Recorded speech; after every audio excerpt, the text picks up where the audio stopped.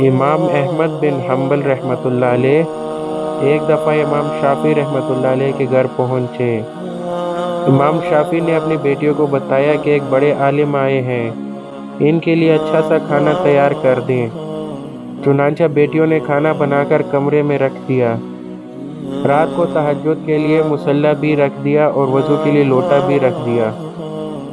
امام احمد بن حنبل رحمۃ اللہ علیہ نے کھانا کھایا اور کچھ دیر بات چیت کر کے لیٹ گئے۔ اعلیٰ صبح نماز فجر کے لیے مسجد میں تشریف لے گئے۔ بچیاں کمرے میں صفائی کے لیے آئیں تو دیکھا کہ برتن میں جو 3 آدمیوں کا کھانا رکھا تھا وہ سارا ختم، مصلی جیسا رکھا تھا ویسے ہی پڑا تھا، پانی جیسا بھرا تھا جوں کا توں موجود تھا۔ یہ دیکھ کر بڑی حیران ہوئی اور ساتھ ہی ذہن میں کچھ بدگمانی سی بھی پیدا ہو گئی۔ ان کی تعریفیں تو بہت سنی تھی مگر معاملہ تو ایسا نہیں۔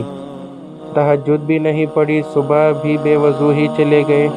جب امام شافعی رحمۃ اللہ علیہ گھر آئے تو بیٹیوں نے ساری بات کہہ سنائی۔ اس دور کی کیا بات ہے، وہ سچے اور کھرے لوگ تھے۔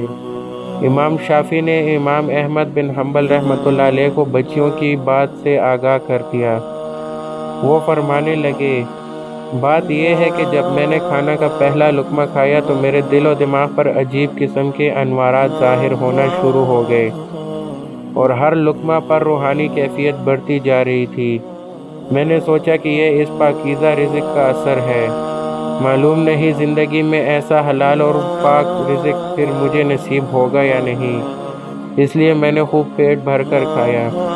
پھر بستر پر جب میں سونے کے لیے لیٹا تو میرے دل و دماغ میں قرآن پاک کی آیات و احادیث نبویہ مستحضر ہونے لگیں اور بہت سے مسائل کا حل مجھ پر منکشف ہونے لگا۔ اسی کیفیت میں رات گزری۔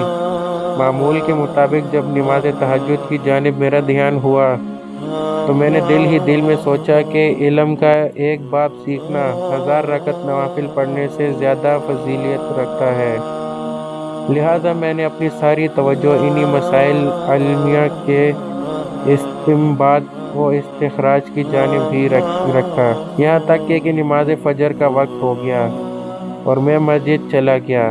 رات بھر آنکھ لگی نہ وضو ٹوٹا، اور یہی وجہ تھی کہ وضو کے لیے آپ کا رکھا ہوا پانی اور جائے نماز بھی یوں ہی اسی حالت میں رکھا رہا اور استعمال کی نوبت ہی نہ آئی، اور میرا گمان یہ ہے کہ آپ کے پاکیزہ رزق کی برکت کا اثر تھا۔